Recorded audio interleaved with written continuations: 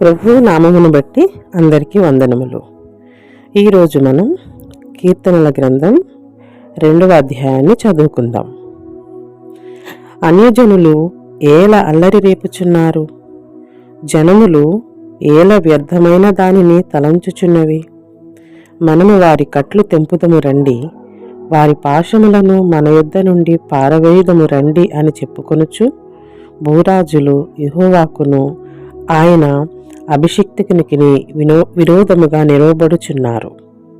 ఏలికలు ఏకీభవించి ఆలోచన చేయుచున్నారు. ఆకాశమందు ఆసీనుడగువాడు నవ్వుచున్నాడు.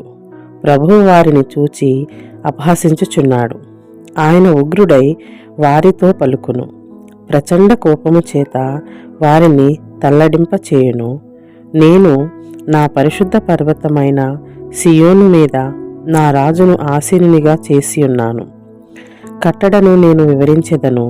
యెహోవా నాకిలాగు సెలవిచ్చెను, నీవు నా కుమారుడవు, నేడు నిన్ను కనియున్నాను. నన్ను అడుగుము, జనములను నీకు స్వాస్థ్యముగాను భూమిని దిగంతముల వరకు సొత్తుగాను ఇచ్చెదను. ఇనుపదండముతో నీవు వారిని నలుగగొట్టెదవు. కుండను పగలగొట్టినట్లు వారిని ముక్కచెక్కలుగా పగలగొట్టెదవు.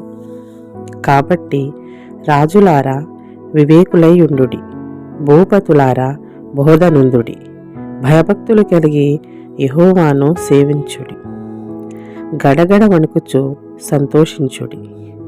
ఆయన కోపము త్వరగా రగులుకొనును.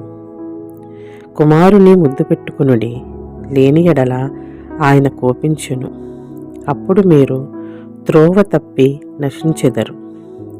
ఆయనను ఆశ్రయించు వారందరూ ధన్యులు. ఆమేన్.